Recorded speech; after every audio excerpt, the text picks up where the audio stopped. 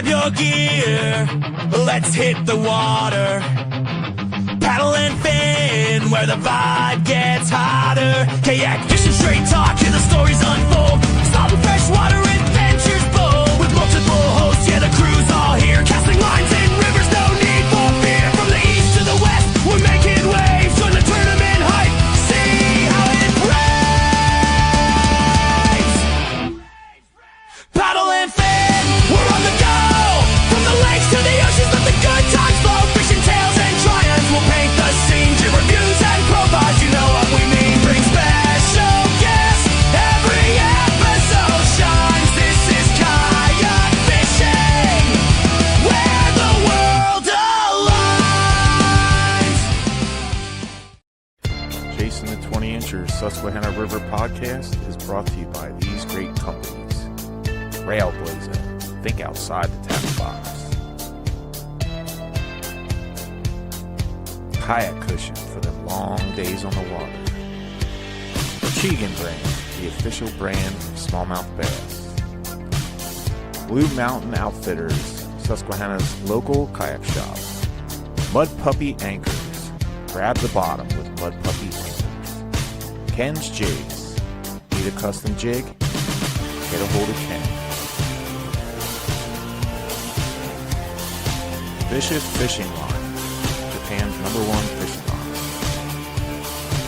Eco Fishing Baits, the next generation of soft plastic.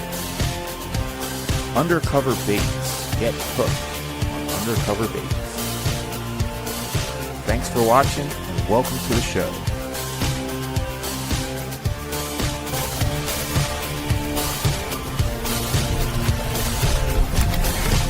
That's 20.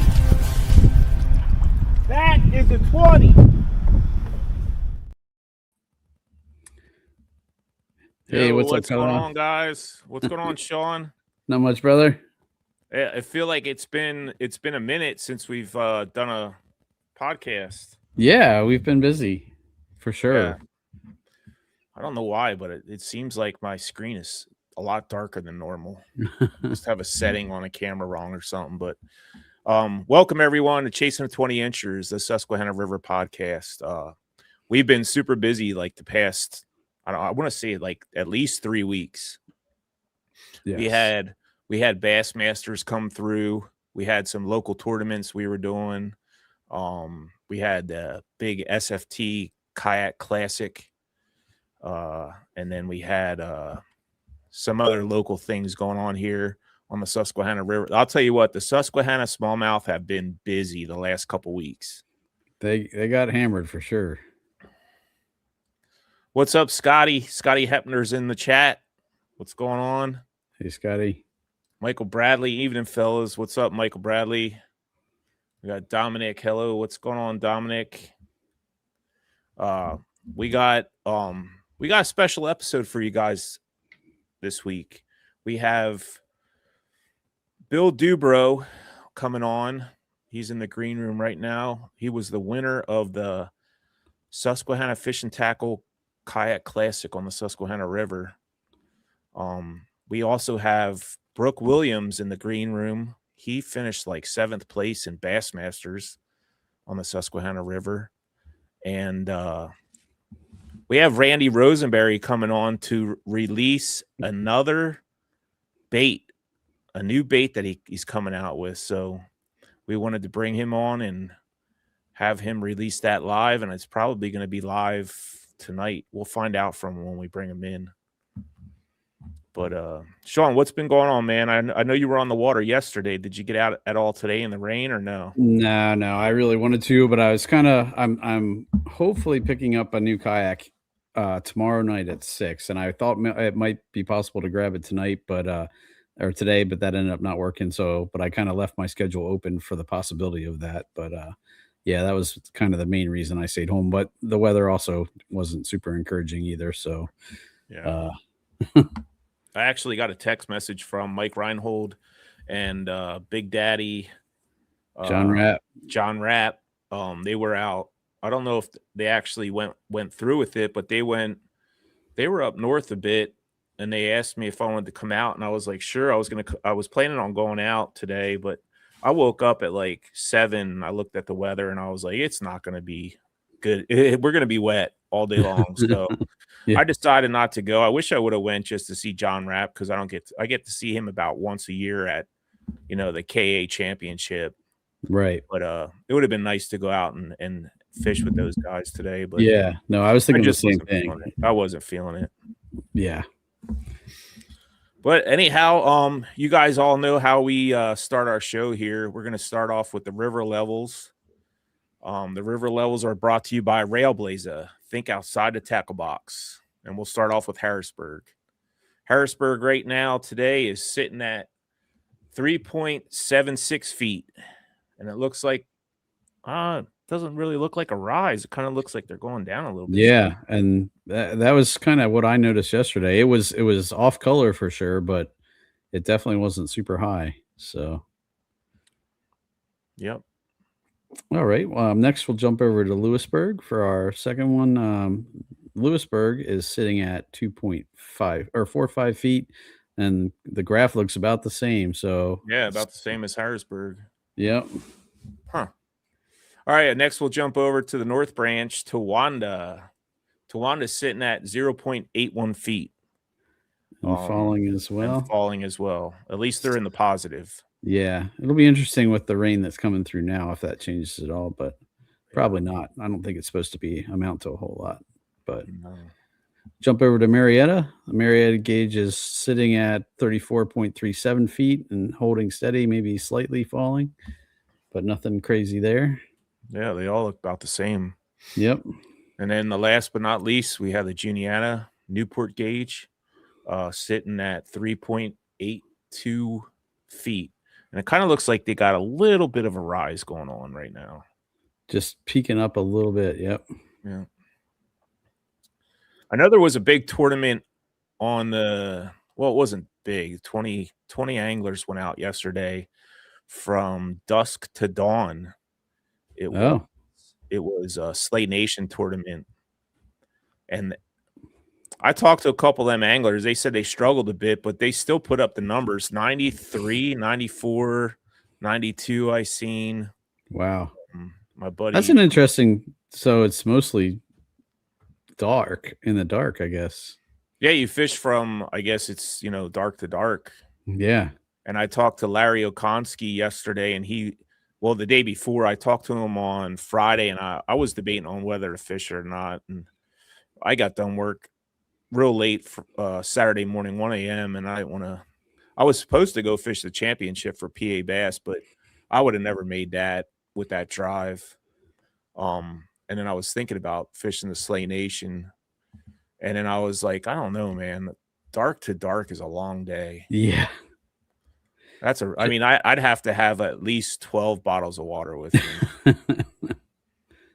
Yeah, that's a long time. What's Jeff saying? He objects to the river levels.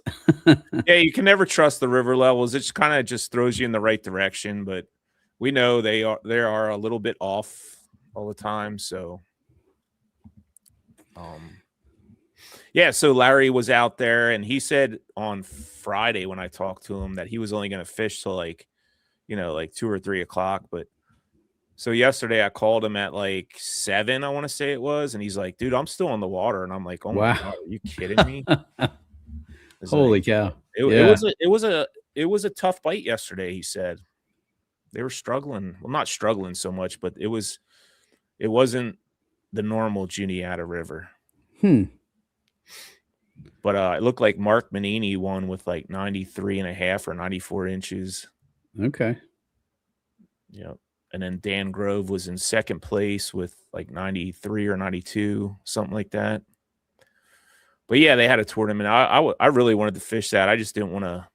That's a long day, dude. I mean, you probably could quit whenever you wanted, but right, you're kind of missing that evening bite then if you quit. You never know what's going to happen. You catch a couple 20s or 19s and be right up there.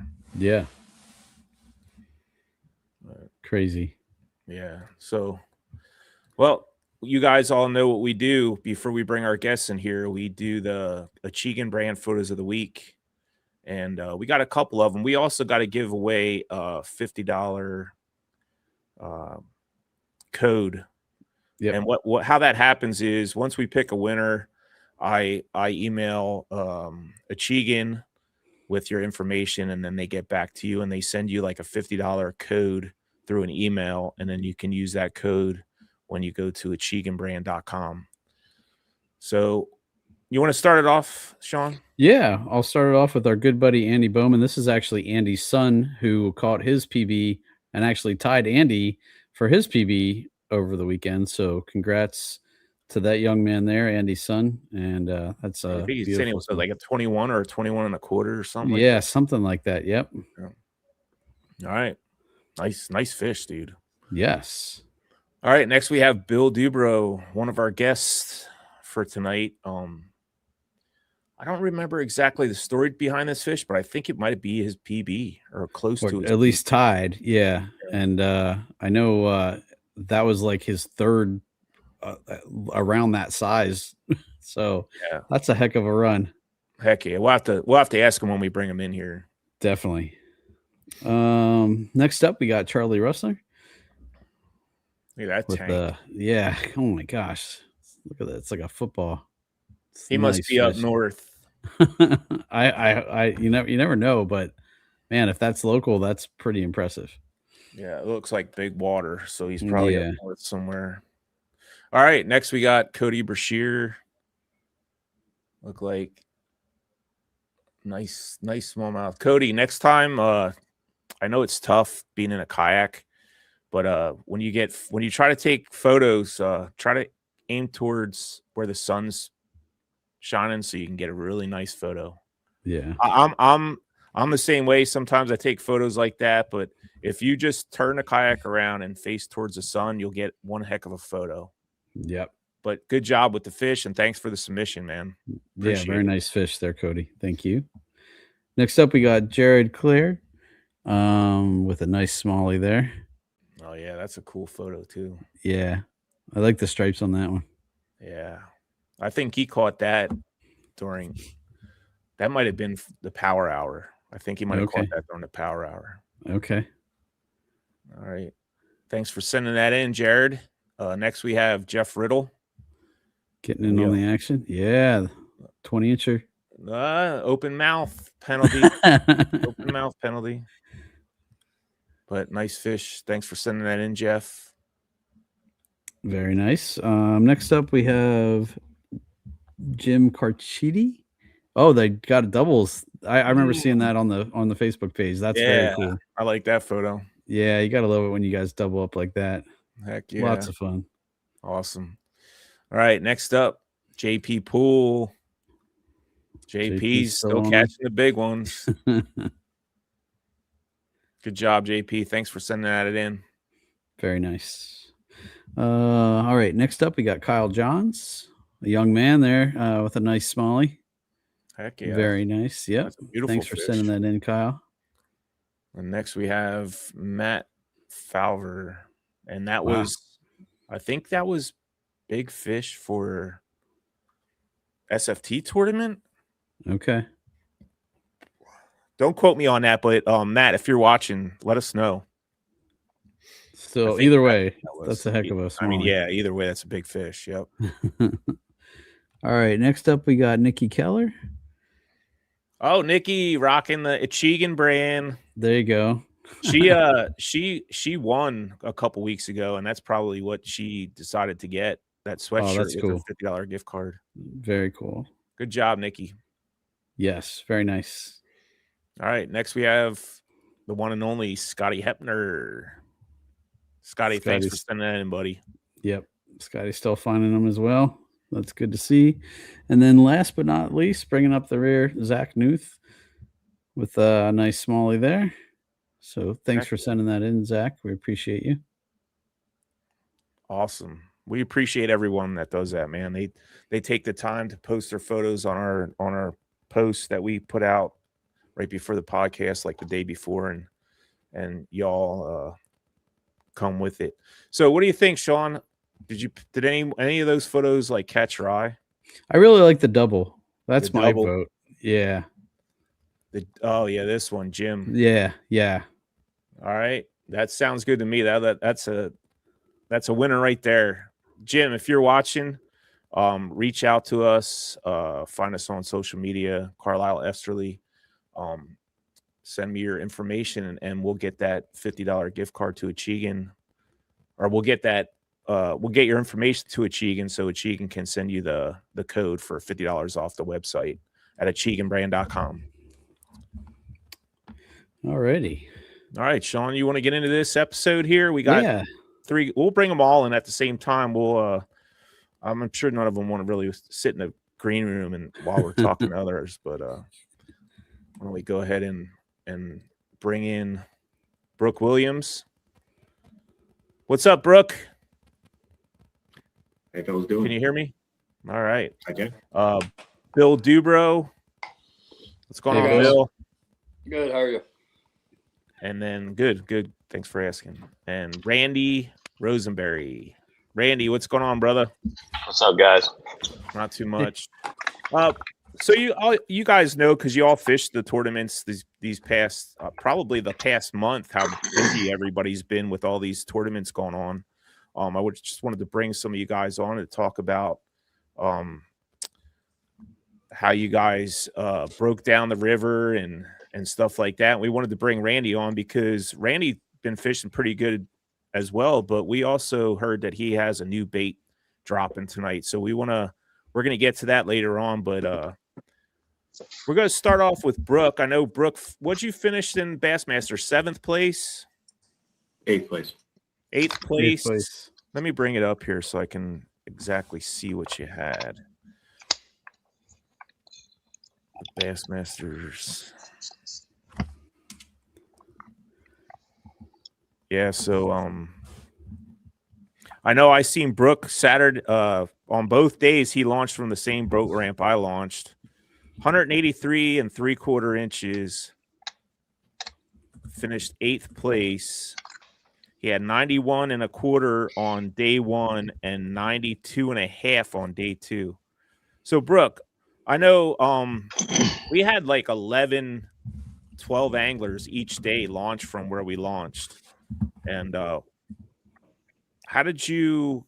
what was your strategy and how did you like kind of stay away from all the fish that weren't pressured from all these anglers? There's no way to stay away from the fish. The river gets so much pressure. You just kind of have to try to find something different or get to a spot early in the morning that nobody can get to first. I kind of focused on there's a small set of islands in the stretch that we were at. That was my starting point. I went down to the bottom before you get to we'll just say at the Rockville Bridge, and just stayed above that area, hit those islands. First day, I was throwing the Twitch minnow and the Susky Shiner. Thanks, Randy. And Yeah, You're welcome. First 2 fish, a 17 and an 18 3/4. And I only had 1 pack of them, and I went through that pack pretty quickly with a couple of dinks. I kind of just tore it off. So then I threw the white one. They just didn't want the white one. So that's when I switched over to throwing jackhammers pretty much the rest of the day, and that dominated the rest of the day on Saturday and all day Sunday. The bruised green pumpkin jackhammer with the Crush City cleanup crawl. In the same colors. Oh boy, I've heard a lot of good things about that trailer. I know some of the guys that I fish with throw it. How were you rigging the Twitch? Were you rigging it tech like a nose hook, or did you have EWG hook? No, I was nose hooking it with a. I was putting a screw. What do you call it? The keeper in the Screw nose. lock. Yep. And you were actually going through were you going through the plastic when you were nose hooking it? Yes. Okay. Nice. Yeah, it helped to make it last a little bit longer too, because it's a nice supple bait. It does a great job. It's very, it works through the water really well. But that screw lock definitely helps keep it on a little bit longer because those fish they're nuts. Yeah. Yeah. We all know that. Were you using the regular size Twitch or the little Twitch? Regular size. I guess it's what, 5.5? 5 1/4. Yep. 5 1/4. Nice. Yeah. Nice. Worked So, well. you said you were throwing a chatterbait too. Were you just running and gunning with that, or were you hitting? Were you like trying to specifically hit certain targets throughout the day? Yeah, I was trying to hit the high percentage targets. Working my way up the water in that area. There were some islands in the middle, just trying to hit the current seams on the back because of the islands on either side of the islands. If there wasn't somebody there that I could physically see before I got up there. I did end up getting a 19 3/4 off of one of those islands. The first day. Tried to go back to that same spot the second day. Nothing happening. Second day was different. Was a different bite. Just the watercolor was different coming down from the Juniata. I was fishing mostly the Juniata side or the western side of the river. And that seemed to be a much better bite. It was weird because the center to the right had this really slimy green algae behind a lot of the rocks in the island. It was very frustrating. Yeah. But yeah, once the water started clearing up later in the day on the western side, the Juniata side, it was pretty fun because I went about 2.5 to 3 hours in the morning, not catching anything keeper size or rarely catching anything at all after I hit those islands in the morning. And then I just started working my way up that side, and every, rock, every disturbance, ledge, whatever, I was having some pretty good success. All the way along the shoreline too, there was some vegetation that was sticking out that was in the water that I would normally, when I fish there, when the water's lower, that site doesn't even come into play because it's not even in the water. So I picked out a couple fish from that vegetation alongside too. So it was good. Yeah, we had a crazy, like, weird algae bloom during the Bassmasters tournament, and it wasn't there on Wednesday. I pre-fished Wednesday before the tournament, and I don't recall seeing an algae bloom. And then all of a sudden, I get there on Saturday. I was super confident in my area, and I get to my area, and I'm just like, first cast, I got shit all over my lure. I'm like, what the hell is going on? Just like that, it's just crazy how quickly something can change, and just the people that can change with what's going on. Like for me, I was like spun out as soon as I seen this algae bloom. I was like, shit. Like I caught probably 90 inches in 2 hours during practice, and now what am I going to do? So I'm just running around trying to figure something out, and I don't know if anybody else experienced that with the algae bloom, like getting that green snot all over your lure every time you were reeling it in. But that really screwed me up. But yeah, you overcame it. What's that? Sorry, I noticed it in the morning, but it seemed like as the day went on, I was seeing less and less of it. Yeah. What about you, Randy? Oh, yeah, it was there. I mean, I was throwing a crankbait, and every cast you get something on it. Yeah. And then I think the water came up too, right? I'm sorry, Brooke. Go ahead. Yeah, I was starting to see clumps of it starting to release by the end of the day. So I don't know if it was because of the rising water or what, but it was still there. It just kept me away from those areas. So it made me focus on some other areas that I normally wouldn't have fished that, ended up being fruitful. So yeah. Nice. Yeah. Well, the way you finished, especially coming up from day one, I think you caught like an inch more on day two. That's pretty impressive for the area that we were fishing with all them anglers. There was I was going to say, when you put that many people and to throw up that many inches, that's an impressive 2-day total. So yeah, was I that think one at the ramp? There were some people, but immediately I think 2 or 3 of those people went directly downstream under the Rockville Bridge because that was that ramp down there at West Fairview was packed. From what I heard during practice and so forth. But that's essentially where I think a few of the top 5 guys, gals, whoever else was down there, ended up fishing a lot of that area. One of my buddies was down there. They were working a lot of topwater down there. I was not having any success on topwater in the area that we were in. So I just stuck with the jackhammer. It was working. Yeah, I mean the jackhammers always the past couple years have been huge on the river. It's surprising to know like these fish they don't get used to a bait. The jackhammer's been a staple on the Susquehanna for I want to say 10 plus years or more, and people are still catching them with it and cashing checks. So yeah, why change something that's working, right? Right. So I tried to throw some top water too, and I was noticing I was getting a lot of grass. There was some floating grass too, not only just the algae bloom, but we had floating grass. Depending on what area of the river you were fishing, you were getting a lot of floating grass. So I was, even with the buzz bait, I was getting grass wrapped around the blade. It was screwing me up and stuff like that. I know Sean didn't get to fish the Bassmasters, but he's already been in these kind of situations too, where the water's perfect 3 days before the tournament, and then you fish the tournament, and there's all these changes that went on. Yep. Randy, where did you finish in the Bassmasters? I know you did pretty well. I mean, half of the pack at least, right? I think I was in the 20s. I think. Yeah, that's really good for 250 plus anglers. Yeah, and then I guess day 2 we had, which I don't know why they do this, but they do it.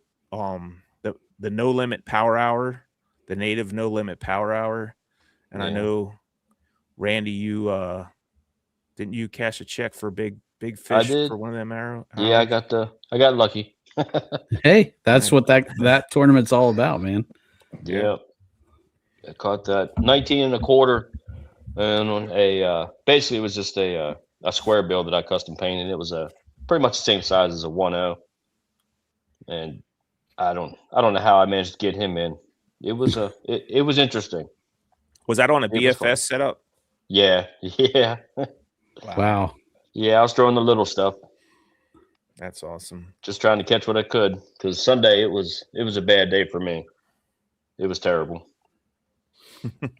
Brooke, did you enter the power hour as well, or did you just focus on the? I took 7th in that too. Wow, oh, nice. Yeah, man. I did not enter the power hour just because I wanted to focus on one event at a time for that. But I'm glad I didn't, because I didn't catch any big fish on day 2. Kind of saved. 19 3/4 was a big, but I think the same hour, Jeff Rabbit caught a 19 3/4 probably before me, so he took the cash that day from that. I would have cashed a check on that one. I put a 14-incher on the board right at 3 o'clock. Oh, so I missed taking I guess what was it, 5th place paid out. Yeah. Man. I did second. I did okay for the weekend. Not a big deal, but it was still one of those things like, woulda, coulda. Yeah. Sure. Oh wow. That's awesome, man. To cash a check in the Bassmasters, we had 100. What was it? 180 some, 89, something like that. I think it was 189. Was it? Okay. I mean, to cash a check during a tournament like that with all them freaking anglers and fishing around so many people all day long. I know there was people everywhere because I seen them everywhere. Kudos to you, Brooke, for doing that. You're one hell of a fisherman. We always see at the top in most of the tournaments that you fish. We consider you a hammer, bro. So congratulations on that Bassmasters top 10. Yeah, man. All right. I was wrong on that. I was 38th in the Bassmasters, not the 20. Well, even 38th out of that many people is freaking awesome. Bill, where'd you finish? I know you had a good day 1. You had to go there, didn't you? I knew not to say anything about that one. Well, I mean, we all have good and bad days. I know. I've been there. Sunday was so bad. I would have been lucky if I had just a bad day. I was 17th after day 1, I think. something like that, like 93 inches or something. I don't know. It was really tight after day one. So day two, I went out, and we can cuss here, right? Sure. I went out and shit the bed pretty bad. I got locked in on towards the end of the day, Saturday. I got locked in on what the 18-inch plus fish were doing. Like I found 15s and 17s galore in certain areas, and I found stuff that just like it was 18s and pluses, no matter what. They were the only size fish on this type of thing I was doing. So I went out Sunday and I was locked in, tunnel vision. That's what I was going to do. I was going to go for a top 5. I didn't care about getting the 15s and 17s or any of that. I was just going big. And I went out and proceeded to lose at a bare minimum 12 fish that were 18 plus. Oh, Because I actually saw them, they jumped, and then shortly after they would just come unbuttoned. And so let's back up here a minute. Are you willing to share the baits that you were throwing? not the particular bait, but I'll tell you what I was throwing, because that one I ain't ever sharing. I was throwing top waters. Okay, so day one, Bill had 91 inches, was sitting in top 10, right? Or top 20. 17th, I think. Yeah. Top like 20. Yeah. And then oh yeah, you did shit the bed, Bill. Only brought 4 fish. Second Damn, he's day. rubbing it in, isn't he? No.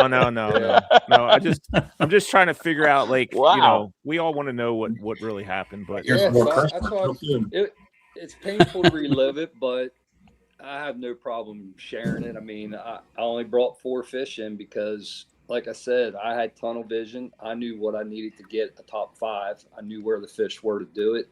yeah. And I wasn't going to stop and go do something else just to worry about a limit. I was going for top 5 or nothing.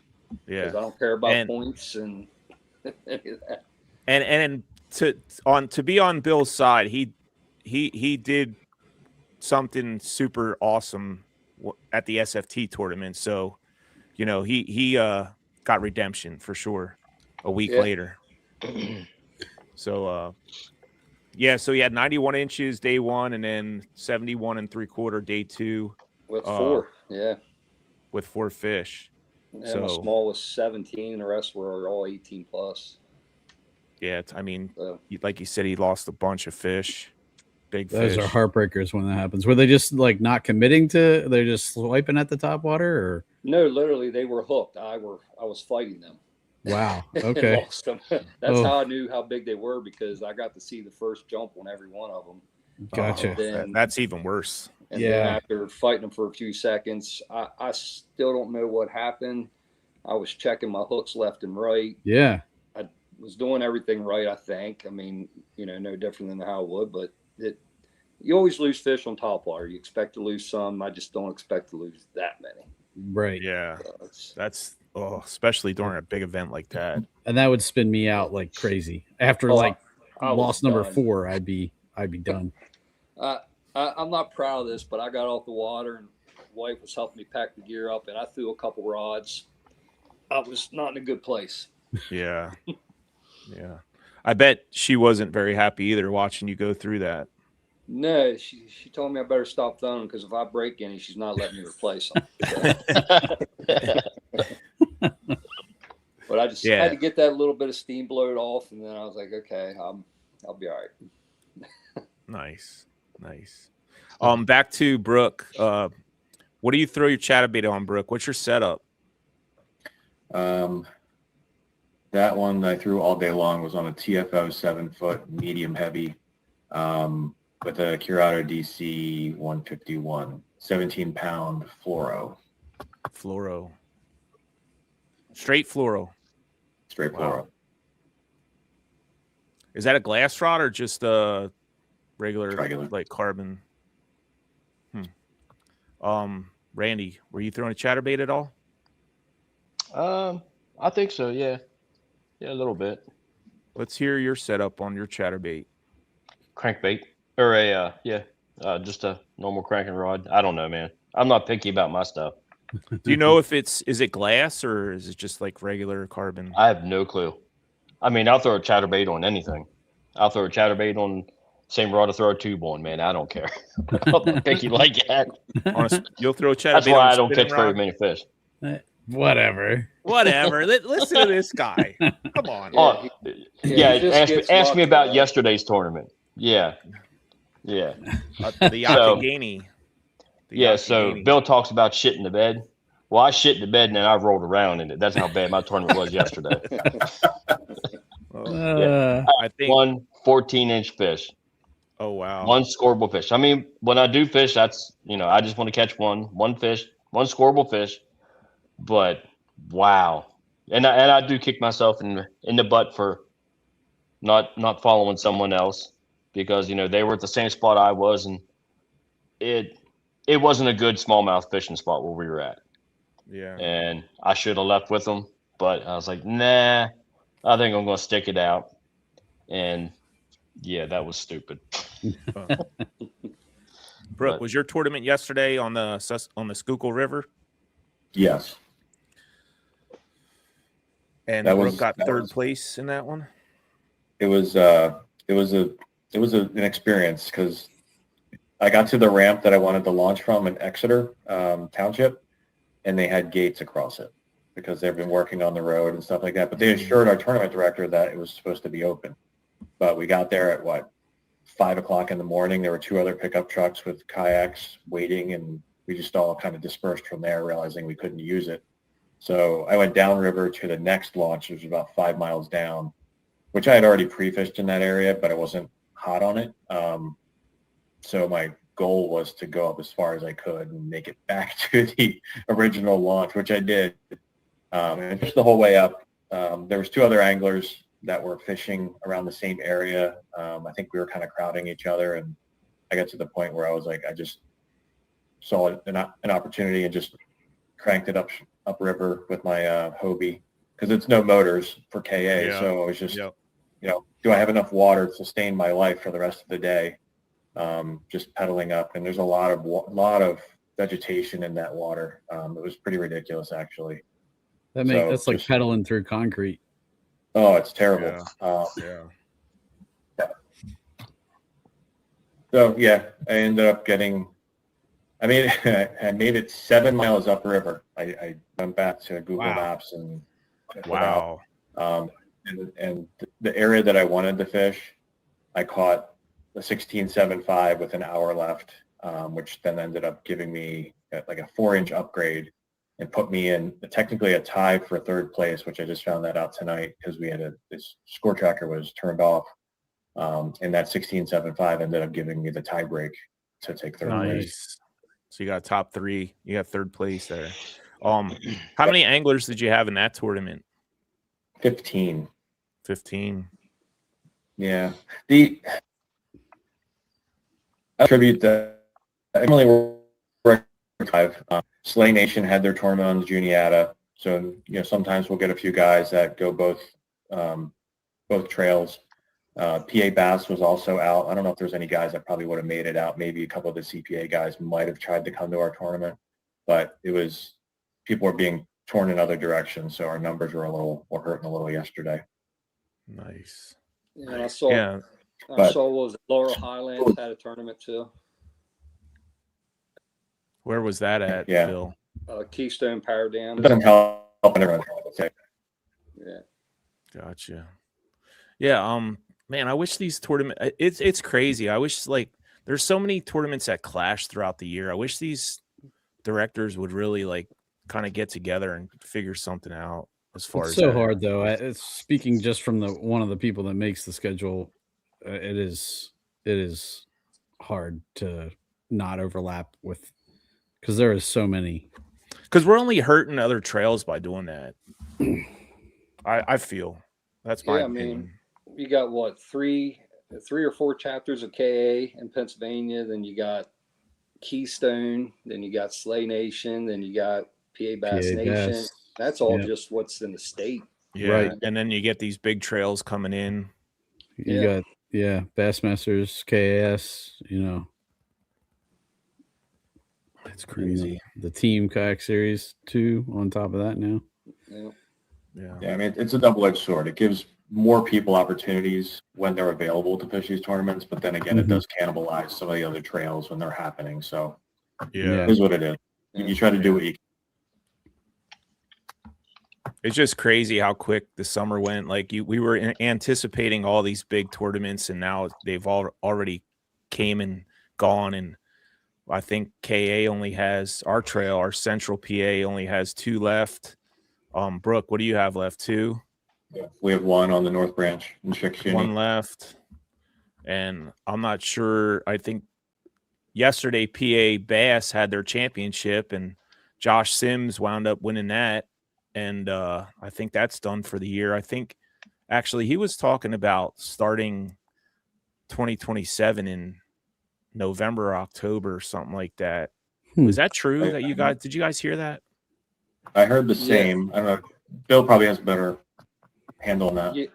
Yeah, so he is going to shoot for a late October event to start the 2027 season. Nice. Interesting. Yeah, that'll be fun. So he's working on that. Get that fall bite going on. That'd be cool. Yeah. All right, guys, we're going to take a 30-second commercial. We'll be right back. We're going to get into Bill's win on the SFT tournament, and then we'll get into Randy's drop that he wants to drop a new bait. So stick with us, guys.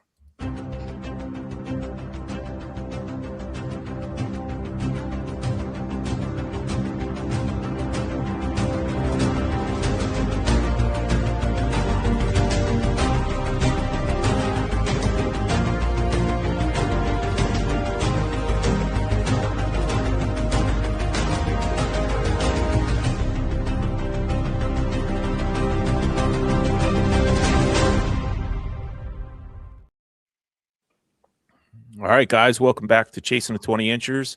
We are the Susquehanna River Podcast. We've just been here with Brooke Williams and Bill Durboraw and Randy and my co-host Sean talking about all these tournaments that we had the past couple weeks. I didn't ask Bill. Bill, when you do throw a chatterbait, what's your setup? What's your rod, reel, line? Good thing about being out here is I can just grab stuff and look. Got one hell of a setup there with all your baits and stuff behind you there. Yeah, Michael Bradley said if Costco was into bass fishing, it would look like Bill's tackle room. So I have 2 different chatterbait setups. So that's a good answer. That's a good answer. For like the river, if you're dealing with like rock and just a light amount of grass, I throw St. Croix's Legend Glass 7.2 heavy moderate. Nice. So it's a glass rod with a zillion 7-speed 7-gear ratio and like 16-pound sunline fluoro. That's interesting. Another fluorocarbon off Straight fluoro. Yeah. And then for like if we go to like upper Chesapeake where you got that real thick heavy vegetation, I'll throw I think it's a 7.2 St. Croix's Legend Tournament, but it's a graphite rod. It's a heavy moderate graphite. To rip it through the grass. So you can rip it through. Yeah. It's hard to rip glass rod.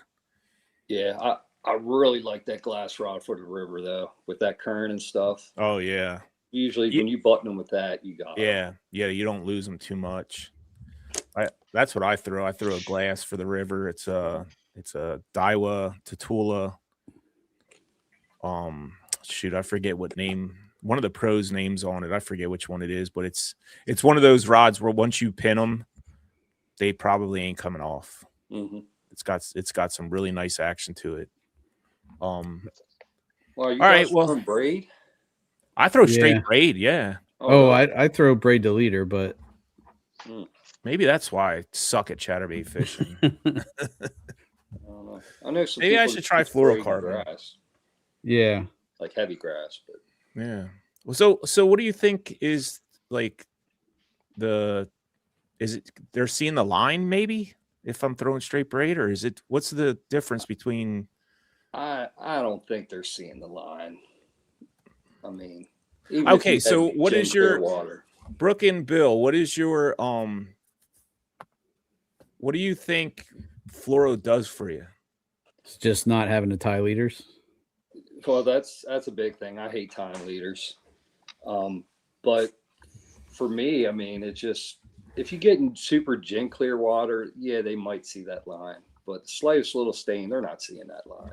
Is it better action? Do you get better Uh, action, better feel? Maybe no. I wouldn't say feel because braid. I get a lot of Yeah, feel with you're not getting better sensitivity. I mean, that. I don't really have a big reason for it. I mean, I just it's my comfort zone. It's what I have confidence in. I gotta try that. I gotta try. I don't think the straight action fluoro. changed. I think sometimes too much sensitivity could be a bad thing if you're in certain situations and you start yanking it away, and then that's where you'll see they're getting the trailer and not getting the whole bait. Yeah, that's a good answer. Good answer. I think that's kind of the way I feel about it. I think the fluoro gives a little bit more. You have some stretch. The clarity I don't think is really a big deal, especially on the Susky or the Juniata or whatever when it's there's cloud to the water. But I think that stretch definitely helps pin them a little bit better because they get the bait a little bit deeper.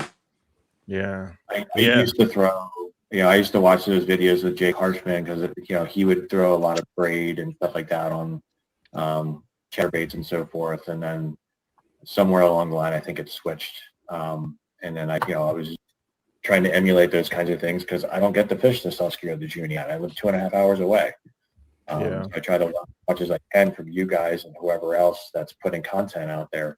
So it became a feel thing. It became, a comfort level. And it seems to work for me. Yeah. I mean, it makes sense as far as getting the bait down a little further if you're going fluoro, especially if you're not fishing a river like a lake. You want to get that chatterbait down a little further. Fluorocarbon would be the way to go. I'm gonna try it. I'm gonna switch my setup up, see if it makes a big difference. Yeah, big thing for me, like Sean was saying too, with using the braid and fluoro leader, and I know like Brooks said also, Jake Harshman does it a lot. I know Jake well. I don't want to be spending my time in a tournament tying leaders. Yeah, like, that's a lot of wasted time to me. So I don't do straight braid on anything. For river fishing anyways. Yeah.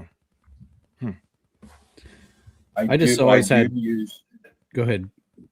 For my top water, Bill, no, I don't do very much in top water, but I do use braid with a 20-pound, like maybe 1.5 foot, 2 foot leader, just because it's not as supple as the braid and I don't get as tangled as much, especially when I'm throwing ploppers, throwing them, as far as I can. I don't get that tangle as much. Interesting. I know I shied away from, I tried straight fluoro a couple times, but I had a lot of problems with I felt like line memory, I just felt like it would want to come off or backlash more than I ever had with braid, but I don't know.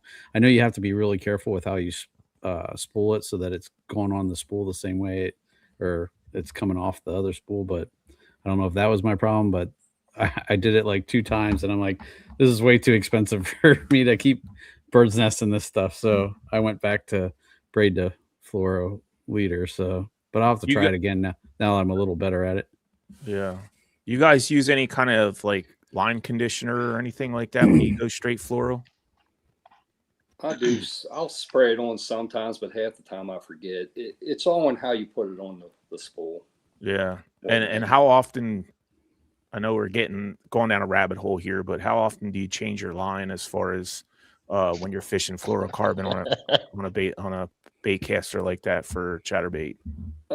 Depends on how much use it's seeing, really, and how far the spool's getting down from cutting, and retying. But I'll put backer on all my bait casting reels, and I'm only putting 100 yards of fluoro or less. Yeah. So you save a lot of money that way. Yeah. Gotcha. Yeah. Absolutely. I'm gonna have to try it again. Yeah. Did you see what Michael Bradley said? The problem, Carlisle, is you put a Shimano reel on a dial rod. I don't think that has anything to do with it. If you want any tips, Sean, I can help you out on the spooling. Okay, yeah, I will definitely to science. Hit you up on that. It's been a little bit since I did it, so I feel like I've gotten more proficient with a big caster since then. So I might not have as big a problem, but I never took the time. I think Josh Sims is in the house too. Speaking of, Josh Sims, the man, the champion of PA Bassin, or PA Bass Nation, I should say. Yeah. So, all right, we're gonna get into the SFT tournament real quick. Is one of the reasons why I wanted to have a podcast tonight was the SFT tournament. What you guys all thought of it? I know Brooke didn't get a chance to fish it. He wanted to, but he had some things going on. Overall, what do you guys think how this year went? I thought it went pretty well. We didn't really have any situations, and I feel like next year it's going to be bigger and better. I guess I'll go first. I'll give credit where credit is due. Last year, obviously, we had some difficulties. We'll just leave it at that. This year, I think there was a small hiccup or something that happened, and I'll give Mike Reinhold all the credit in the world. That was with the measuring board, right? Yeah, when we got to awards, because things spread around quick in Anglers World. But when we got to awards, Mike addressed it right away, clear and loud out to everybody. Good transparency, which I think is what we've been looking for, is clear transparency to everyone. And so I commend him on that. So it was a good tournament. Yeah. So let me try to find where it is here. Kayak Classic. All right. So throughout the day, I looked at the leaderboard a couple times while I was fishing. I seen Christine Fisher was in first place. Most of the day, she had 92 inches, and then she had 94 inches. And there was other guys creeping up on her. she Bill, had hers early. I was surprised. Like I looked early, and she had 90 inches. Like I think she had 92 by 8 o'clock or something like that. Bill, how did you, for the people that are listening that don't know, Bill Durboraw he got first place. He is the champion of 2026 for the SFT Kayak Classic. He had 95 1/4 inches. He had 5 fish and then 2 coals. And I think one of them coals came really late in the day for him. So kind of go through your day, Bill, from when you launched to when you figured out what was going on, and then your final call when I guess they turned off the leaderboard to give you the lead. Yes, it was an actual call at the end. I didn't sandbag like Josh Sims does. And by the way, Josh Sims finished 4th place with 93 1/4, and he had 6 calls throughout the day. I guess just to start from the beginning, I only had, I think, two other guys launched at the ramp I was at. So I was happy to see that. I'm trying to remember what the flows were, if you guys can recall, but the river came up to like 4.6, I think, Harrisburg. Yeah, it was close to that. Yep. So it came up 4.6. I only had, I think, an hour and a half of practice Friday. I wasn't concerned with practice too much because we just spent, the whole previous week there. So it got dirty though. Yeah, it was a lot dirtier than it was for the Bass Masters. Yeah, and it came up 3-4 inches from what Bassmaster was. Yeah. So I mainly just wanted to get out and see the water because it was dirtier, and just see if that was changing how the fish were relating from what I saw the previous week. So I just needed an hour and a half to check that quick for practice. Looking back, I probably should have practiced a little more, but because my morning was kind of shot. But anytime the river comes up, that 4.5 foot mark or more, and you get dirty water, everybody knows you head to grass islands typically. Mm-hmm. You break out the chatterbait, maybe a spinnerbait, something like that. But typical of chatterbait, grass islands. They just really go to those grass islands because it filters the water, so you get typically just a little bit clear water. So that's how I started my morning, and I think I went 2 hours before I even got my first bite. And just cycling through all kinds of grass islands that are typically productive, and I was just striking out. So I was like, okay,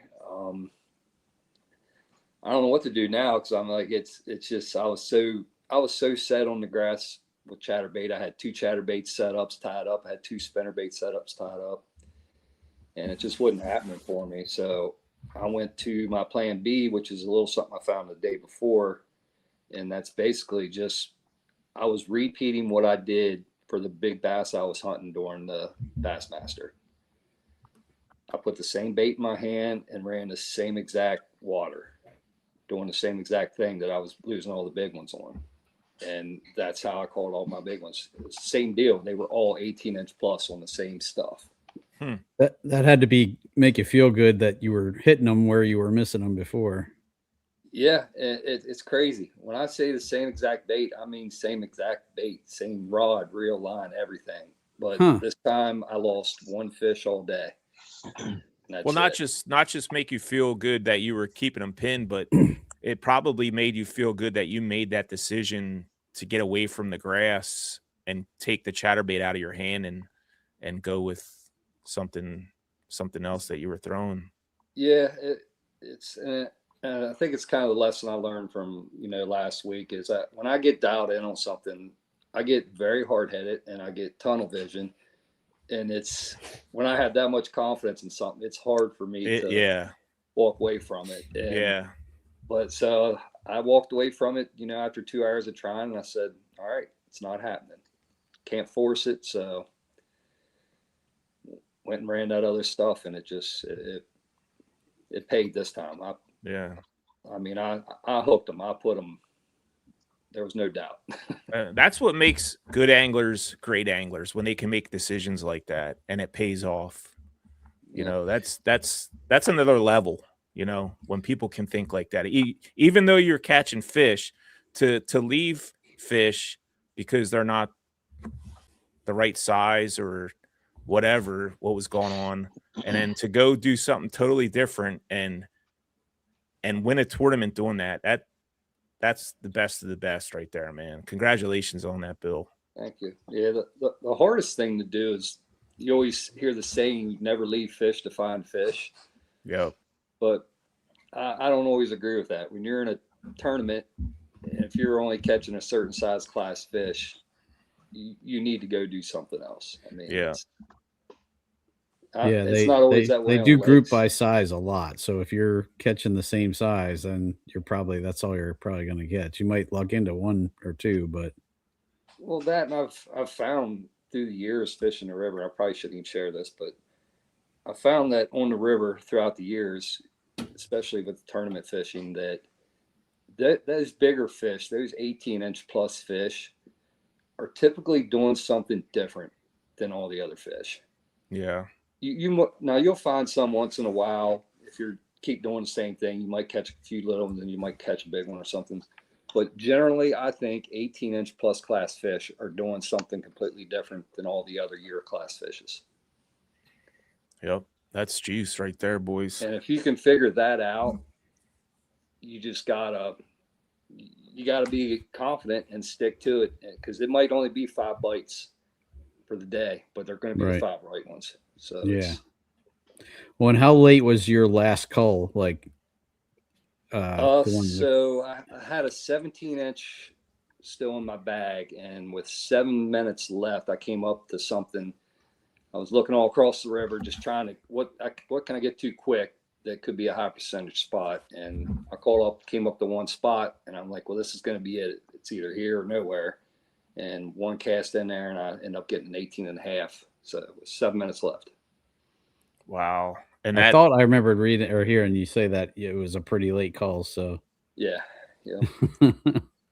Wow. And that call, that's what gave you the win. Yeah. So an 1.5-inch call. So I think I guess I would have been second without it, maybe. Yep. Because Christine had 94 3/4 and you had 95 1/4. So that's ½ inch. Yep. Yeah. That was a decision that gave you the championship. Heck yeah. For the Bill, for the people that are listening, and maybe not have enough knowledge to know like a high percentage area. When you said you were looking for a high percentage area, kind of explain what a high percentage area is to the viewers that are watching that are just getting started. Well, I got to be careful how I do. I was going to say, as much as you can share. Was based off on what I was fishing to get those bigger fish. All right. But in general speaking terms, a high percentage area is something they say looks juicy. Yeah. And typically that's something relating with cover or structure. Yeah. That just looks like, oh, that's a spot that a fish would hold in because it's either what? No, yeah. Tabby's talking. But typically, what's going on, Tabitha? Hey. But typically, a high percentage spot is going to be something you can see visually. So it's going to be cover, not structure. And it's going to be something that either looks like a spot that a fish would sit in because it's a feeding zone, possibly. Yeah. Or it's just a protection zone. Yeah, that's a good example. And for the newbies, we probably have a bunch of newbies that do watch the show that try to learn some river fishing tips and techniques. It comes with time. It comes with time. When you get out there on the river and you got a couple of years under your belt, you learn to read the water. You learn where them high percentages, those high percentage areas are, and you kind of focus on them, especially during a tournament. Well, I'll give away one high percentage area just because there's literally thousands of them all over the river. You see them when you're out there. But you see a grass island that has a ledge with a visible little bit of a lip sticking out of the water, or maybe just below the surface, but you can see there's a ledge. Where a ledge meets a grass island, that's money. That's a high percentage area, and there's thousands of them all over the river. Nice.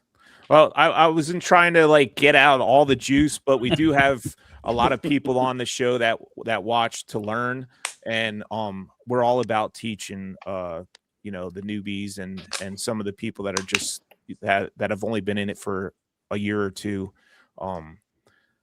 That's what we're all about. We want to teach everybody how to do everything, but we don't want to give them everything. We want people to put the work in and do what we did to get where we are.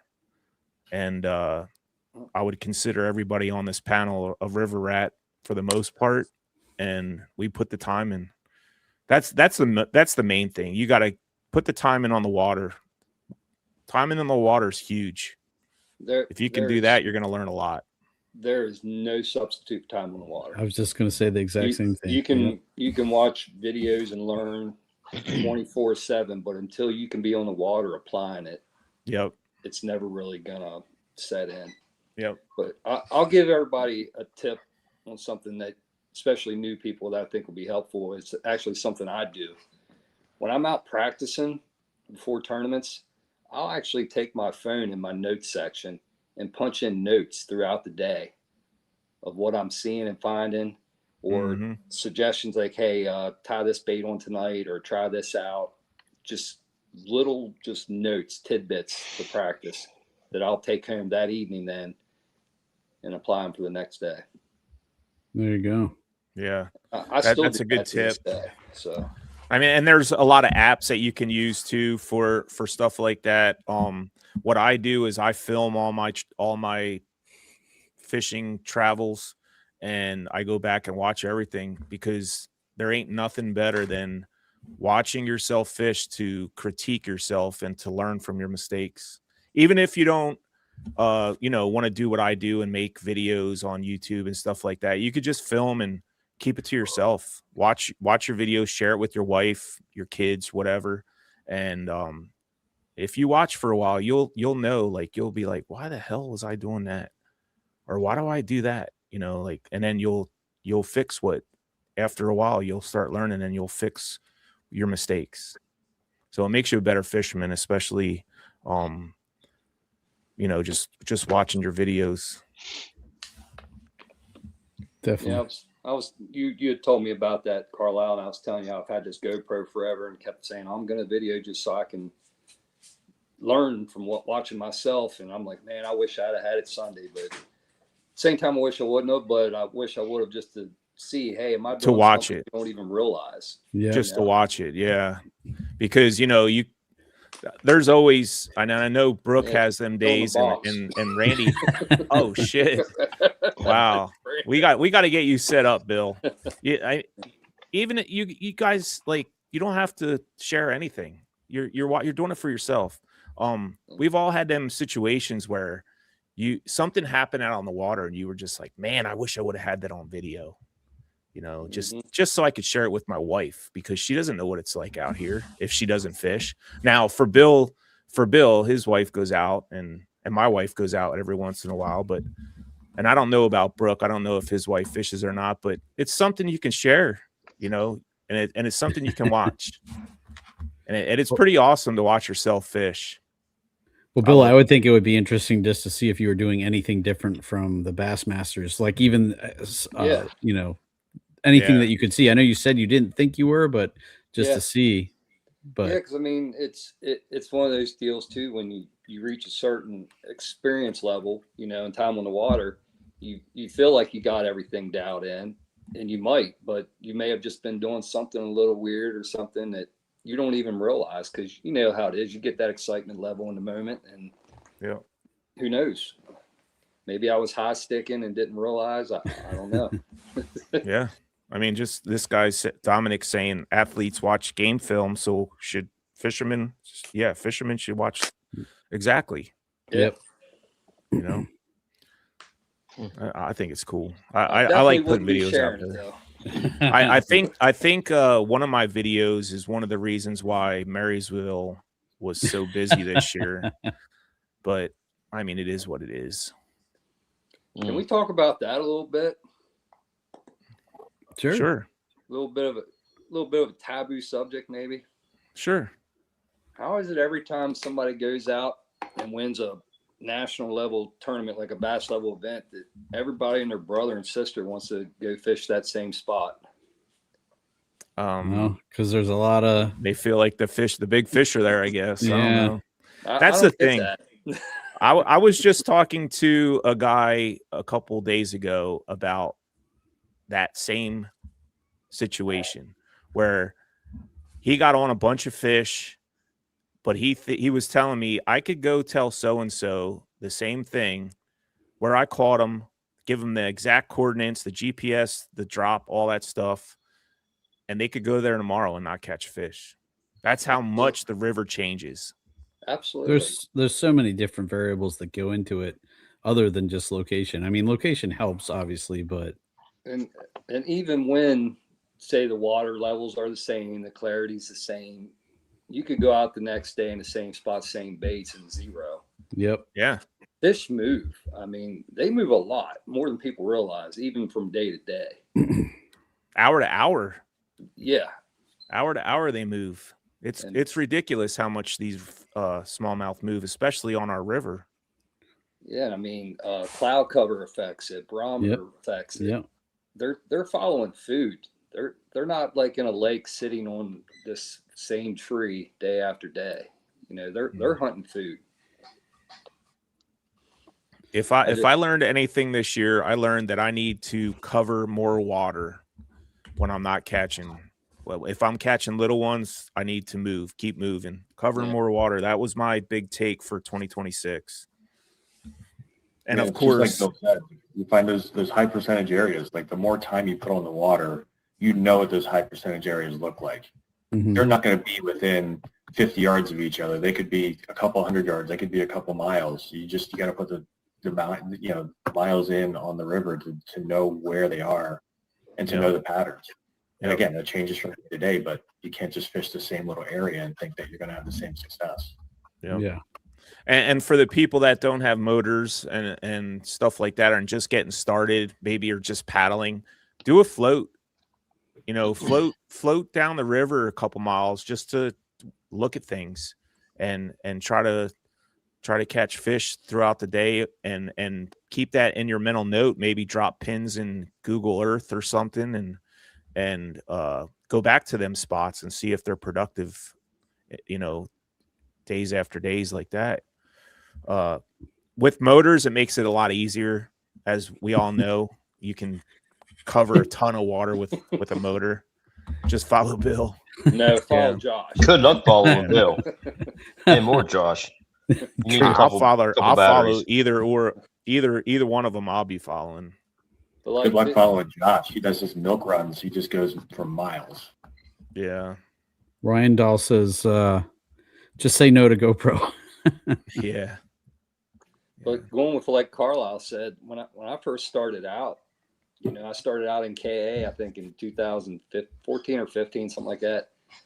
And I'd been on the river as a teenager and jet boats and stuff, so I kind of knew a little bit about it, but I didn't know it the way you learn it in a kayak. Yeah. Which is a lot more intimately. So I would go out and I would do floats, and I would do 1 or 2 floats on each section of water and then move on to the next section. I started at the top, the Sunbury or whatever, and I'd float it 1 or 2 times, and then I would go to the next section, float it 1 or 2 times, and I'd work my way the whole way down. So Yep. I've done every square inch of it just to learn what each section has to offer as far as cover and structure. Yep. And depth could be a big difference too, the depth. Yeah. I think me and Sean did a lot of floats like that during tournaments, and we found certain areas that really were productive. And then now we know, you know, with all that information we got from them floats, now we know where to go during a tournament and spend more time than just floating by it. Yeah. I mean, going back to that whole thing with when someone wins a national event, you know, word gets out where they were, and the next thing you know, I mean, we just saw it. You only won, and then a week later, and you got half the field. Yeah. Well, yeah. I remember like 2 years ago when Ewing won on that little bug. Cicada looking thing. Yeah, and then you couldn't freaking buy that thing for like a year because it was sold Yeah. out. Well, that was his brother. That was the- Yeah, that that's was right. his Cicada. brother. Yeah, But yeah, well, they're both hammers. I was gonna say. Pick your poison of them two. They're both Right. hammers. Yeah. But going to that, like I will say, and we're not going to go into the why because that could be a week Rabbit hole. Yeah. Yeah. We'll But do that another time. Yeah, but I will say just briefly though that I've seen throughout the years on that river, because I like to fish a variety of areas typically. I like to move back and forth because I found that certain years, some stretches of water will hold a higher quantity of quality Mm-hmm. than some of the others. They'll all have quality. I mean, Yeah. you can win any tournament, can be won at any stretch of that river at any time. I hear that a lot. And it's true. You just got to find them. And I think it does. It moves around. Some years one stretch could be good for, you know, it could last 2 or 3 years to where it's just really got a high quantity of quality, and then it might die down a little bit to where there's maybe not as much, and then some other stretch will be producing that same way. Now I have seen that, but again, we're not going to go into the why or, you know, the factors, because you know how that goes. But Yeah. Agreed. but when I tell you, when I pick where I'm going to fish for a tournament, luckily I've been able to keep going to the same stretch because I know it well, but I'll pick up and leave it at any point because I pick my stretches for national events based on what I think is going to have the least amount of people. Yeah. I Yeah. could care less about the spot that has the higher quantity of quality. I'll take less people in a harder stretch of water any day for the big events. Yeah. So Brooke, what made you pick where we launched? Was that just you had You're just about to say it. I almost said it. I'm sorry. I'm not going to say it, but so was it more of a comfort thing for you because you knew that area, or was it something else? I don't know. Just I pre-fished in a couple of areas that I knew I wasn't going to fish just to kind of see what the activity was like and what they were feeding and, you know, where they were setting up. I picked the area that I fished ultimately just because of past experience with water levels and different stuff like that. You know, knowing what the potential water clarity would be from one side to the other and those kinds of things. That's the way I played it. Gotcha. Because I know there was a bunch of people down there. But there were some curveballs like that, you know, weird algae bloom and stuff like that, Yeah. and eelgrass floating, And weather changed the second the day. weather changed. Right. Yeah, I mean, I know wind- Randy. I went by Randy probably halfway through day 2, and he's like, I can't stand fishing when it's windy like this. This is crazy. I just want to get off the water. I hate this shit, you know? The wind and the rain. Oh no. I will not fish that. I'll just pack up and go home. Yeah. I don't like being wet. I welcomed the wind on how I was fishing. I'll just say that. The way I was fishing, it was actually blowing me upriver. I was casting as far as I could upriver and bringing it back through eelgrass, and it was just hammering it. The last 2 hours, I probably caught 24, 14 pluses. At least for the native, that helped. And I did upgrade once or twice up in that area to help out, to get me that 92.5 by the end of the day. Yeah. So again, that has happened before when I fished that stretch. So I kind of had the experience with those factors. So I was not uncomfortable with it. I actually was happy because there was nobody there. As soon as it got windy, the water got rough. Everybody else scattered. I was there by myself for the last 2.5 hours. Yeah. So you like when the wind's blowing opposite of the current? Only in that scenario. Okay. I hate wind, but it worked in my favor for what I was doing. Yeah. Because I know we've talked about that, Sean, with who did we talk to about that? Joe Raymond. Yep. Yeah, we talked about when the wind blows upriver and it's kind of like you're trying to float downriver, but you're actually floating upriver. And it seems to be like the fishing gets tougher when that happens, when that situation happens. You I can't think your drift. baits don't present as Blows the naturally. drift out of the Yeah. water. But Yeah. when you do other stuff like the strategy I was on. Was Joe the guy at the launch that had the snake in his kayak? That was Joe Was McElroy. he there on Sunday? Oh, it was Joe McElroy? Joe McElroy. McElroy, yeah. Yeah, He he had a stayed water at our- snake in the tubes of his Hobie Pro Angler. And he's sitting there calmly and just like, hey, I got a snake in my boot kind of thing. It's like, it was the funniest thing I'd seen. And like, well, luckily enough where you are, because he's from Alabama, I believe, or somewhere down Yeah. south.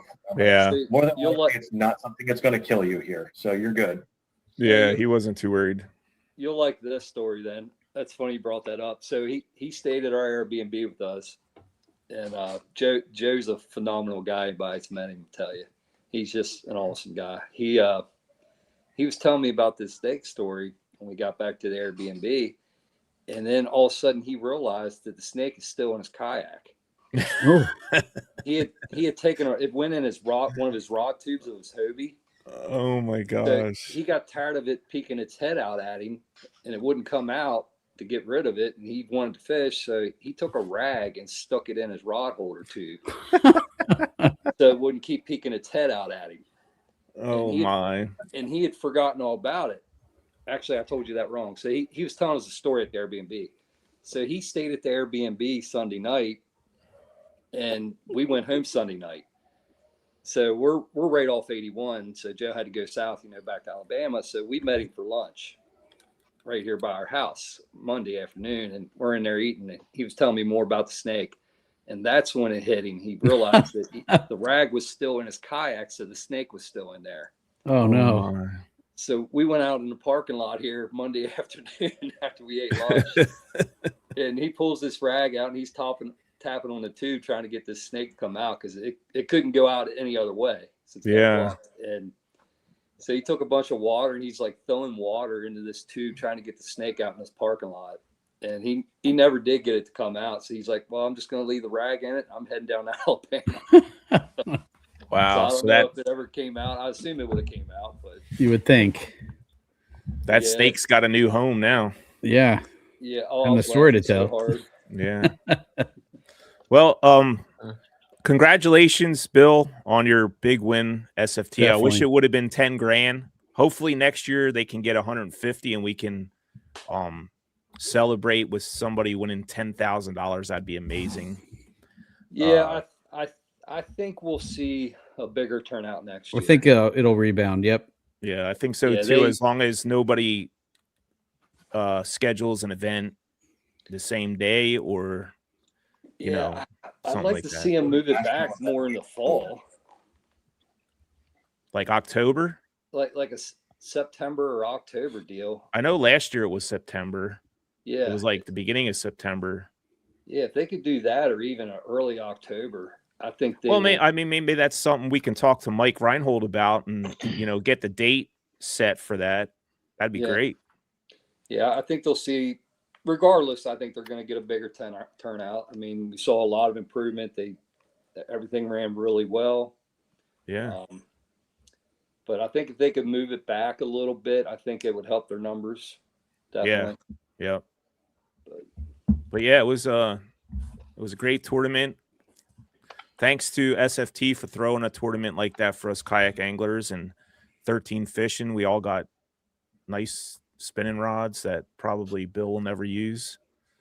What's that? The spinning rod. You might use it up north if you go up there. Oh, we got got them. I use at Erie. Oh. Yeah, those things. We got 13 Fishing. I think it was called the Jinx. Yeah. That a nice rod for $100 rod. We pay $150 to join, and we got $100 rod, so that was nice.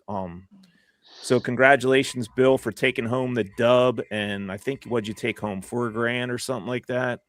Yeah, 4. And then Nice. big bass, I think was, what the heck was 21 and a half or something like that? 21 and a quarter. Matt 21 and a quarter. And I know he took a nice chunk of change home. Brooke Williams, congratulations on your top 10 of Bassmasters. That's freaking awesome. And also your third place finish yesterday, which put you in first place for AOI for Eastern PA, Kayak Anglers of Eastern PA. We have a special bait to release tonight, Randy. Yes, we do. Why don't we get into that? We're going on an hour and 23 minutes. Why don't we do that drop tonight? So I have it's a special bait. So before you show it, why don't you kind of tell everybody the story behind how you named the bait and all that? So I think it was Larry that brought up the idea of wanting a different bait, something I didn't carry. So I was like, all right. So I ordered the molds, got them in, and looking at it, and then I was like, well, it's a nice bait and everything. I was like, well, so Bill and Tab, they had some Danes, and I think Mac, he had cancer. What was it? Any thyroids or something, or lymph nodes? I think lymphoma. Oh, okay. Yeah. And then unfortunately they had to put him down, and I did get the chance to meet him a couple of times, and I will say there's some big dogs, man. Some big dogs. And I was like, well, what better way to kind of honor Mac, even though I only met him like once or twice, but it's like, I'm going to name my next bait after him. So now I came out with a bait. It's called Mac. So I have two sizes of it right now. The one is 3.5 inch. That's the Lil Mac. And then the Mac is a 5-inch bait. And let's see, this is the Mac. Wow. It's basically just a straight tail bait, little pin tail on the end. If I could get it to stop wiggling. No, that's a good thing. That's So, what we want. And that's the 5-inch. And then here is the 3-inch. Oh man, that is juicy. So I have, you guys, it's on my pro staff and everything. I give you guys some baits to try out and give me some feedback on them. And first time I actually gave some was to Tab and Bill. We all went out fishing together, and I showed them the bait and showed them the name. And I even made a special color for him. It's called Mac Special. Is that what you have there, Bill? Am I allowed to show this one, Randy? But yeah, you could show that one. Put it up in the big screen. Hold it back a little bit, Bill. So basically, it's the same colors as Mac. Yep. Oh, Very man. Yeah, this thing don't stop shaking. Yeah, you can see. And that thing, it makes an excellent chatterbait trailer. Chatterbait trailer. Yep. Vibrating I was waiting jig, whatever for you it. want to call it. Yes. So we're actually out testing it. Tab came up and said, hey, it's a great bait. Love the action. She caught fish on it, but it didn't last. Then I was using a softer plastic for it. I was like, all right. So, I took all the feedback and everything, and I'm like, well, let's do, I'll make it in a medium plastic. And it's just, it's dynamite. I mean, I didn't lose any action on it. It looks really good. If you're trying to mimic like bait fish or anything like that, yeah, you're definitely going to want this bait as a trailer. I have a couple of them rigged up. So this one is on Matches the Morning Dawn. Morning Dawn, perfect. Yep. With my Morning Mist trailer color. And then with these, I actually, on this one, I trimmed off the head of the bait just to give it, I don't know, make it look a little bit better. So it's not as long sticking out. So I'll just take it, I'll trim off about this much for the jackhammer, and then I'll slide it on. And then,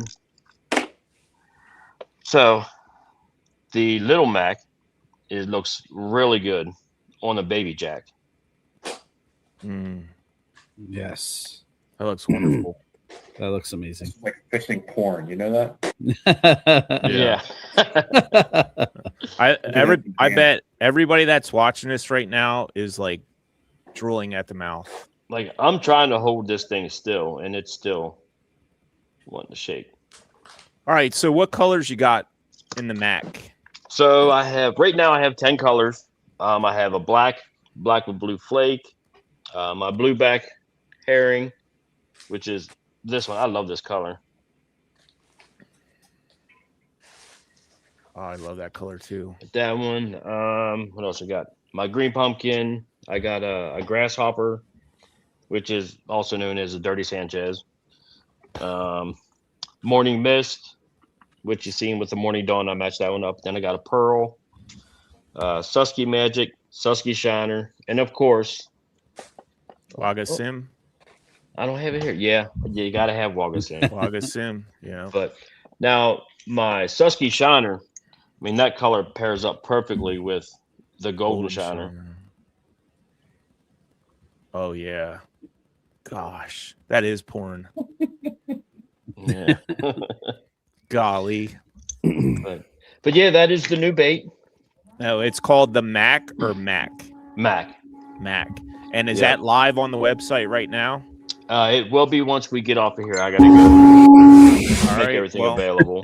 You guys know what to do. Undercoverbaits.com. Is that Sims calling you, asking for colors? No. Because I actually do have another color in the Boogie Bug. Uh-oh. So we don't want to talk about that, do we? Do we want to? Well, Josh already put it in the chat. So yeah, did he? He actually posted it. Also posted the picture. Phil, hold that up. Let's see the color.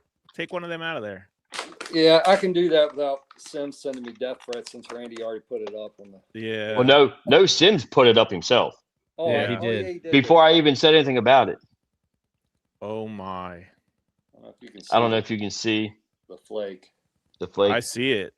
Yep. There's another one. I don't know if you can there's see a little, it. There's a little. Is there green flashing in there? Green flake. So it is it's like a rainbow flake. It's a holographic flake. Yeah. The color's called Green Pumpkin Magic. Ooh. So there's a couple other companies out there that make that color. But I made it in the Boogie Bug, and I also have been requested to make it in my Giggolos, my stick baits. God damn it, Randy! Now I got to spend more money tonight. Hey, ain't nothing wrong with that. Jeez, I got tournament on Saturday. Can I get it here by Saturday? Well, that depends on how soon you put the order in. Right after this podcast. We should be able to. Oh my gosh, should be able to. My wife's gonna shoot me. But yeah, if you guys that are interested, and maybe never heard of Undercover Baits and you live under a rock, go to undercoverbaits.com. And after the show, he's going to have the Mac live. You can order the Mac, and the Boogie Bug's already on there, so you can get some of them. I got a question for Bill. When you use the Boogie Bug as a trailer, do you rip them top arms off, or do you leave them on? I take the arms off. Yeah, I do too. I was wondering. I leave them on. You leave them I on. don't. Yeah. You I don't guess think it that probably makes a difference? No. I think it might get caught up in the skirt a little bit, but yeah. And, you know and me, also I'm not maybe picky keep about my stuff. It might also keep the bait up a little bit more than if you rip them off, I think. And I trim it just a little bit as well. Mm. Just cut about a little over a quarter inch of the head off. Damn, now Brooke has all the juice. Brooke, the Boogie Bug, brother. Check it out. If you didn't already. I might put a request in for like a black, blue, green pumpkin mix. That would be nice. Oh yeah. To match that new Chatterbait color. The blue Chatterbait color? Yeah, that new Chatterbait color they came out with, that it's one of the new Chatterbaits they showed at ICAST. I have one, like dirty green pumpkin, I think it is. Is that what it is? It's got like green pumpkin and blue and that's bruised green pumpkin. Bruised. Yeah, that's been out. That's been out? Okay. Yeah, that's been out for a while. My bad. Been out, but they added it to the Evo Mini, and which you can't even find anywhere. I was going to say that one's tough to find. Yep. Like Tackle Direct is the only place that apparently has it. It's they just sent it like I'm on an email list like everybody else. Yeah. Yeah. Josh. Sorry, Josh. I was going to say it's funny Brooks brought up that collar. It's actually one I was going to ask Randy if he could make. You give me a bait, man. You know I'll make it. I can match it. And I have another collar I want made, but I ain't sharing that one. Why not? I mean, any folks who hung out long enough for an hour and 33 minutes, they deserve a little juice. Yeah. Yep. Boogie Bug on a Chatterbait. I was just going to say they've gotten a lot. That's enough. That's all they need to know. If they were paying attention, I told them about putting that on a jackhammer back in the spring when we did our Undercover Baits podcast. So it's been out for a while for people to do it. We told them. Okay. Oh, I guess that video is going to go viral now. Yeah, we shared that juice then, so they had all year to be doing it. I got a little bit of juice. That Mac, and I'm sorry if I'm ruining somebody's secret, but the Mac, the big one, works great on a buzzbait. Shut up. Just saying. I'm not going to say what buzzbait or anything like that, but it's pretty sweet. I'm sure it's good too. It's like for your forward-facing sonar stuff too. So yeah, definitely shaking a minnow. I think that's what it was made especially for that smaller one. For that, yeah. Yep. Yeah, I ain't got no secrets, man. I'm not worried about it. I don't either. Hey, Randy, keep up the good work, man. You've been dropping some bombs with these baits, dude. And well, the next one's going to be the best, I think. Awesome. We'll definitely have you on to drop the next one, and that'll be my last one for a while because that stuff's expensive. Yeah.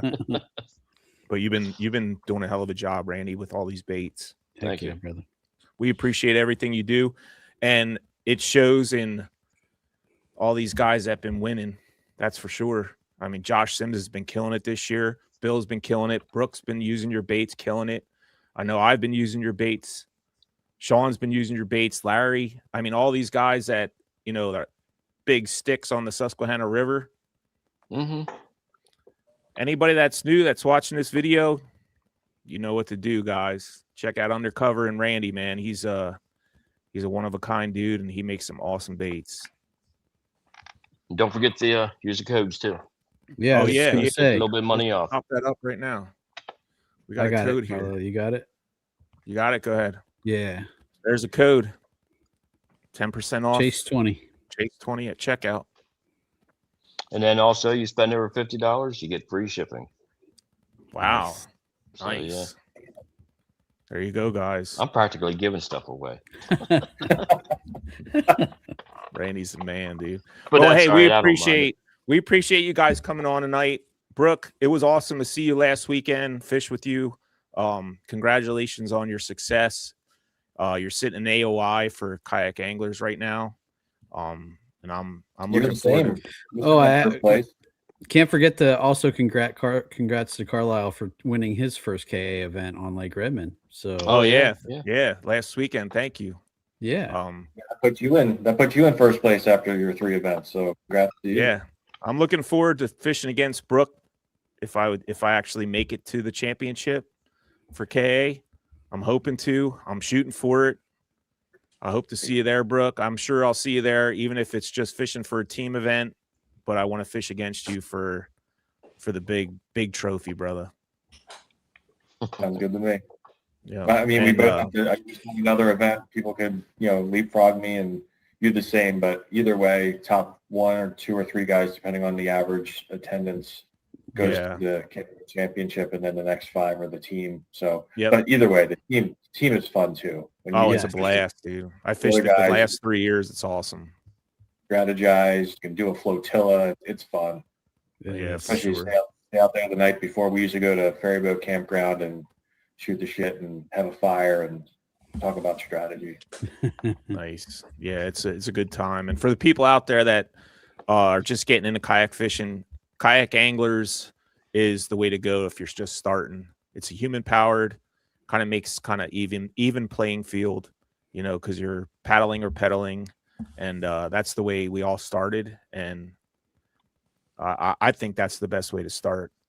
Bill, congratulations on your big win, SFT.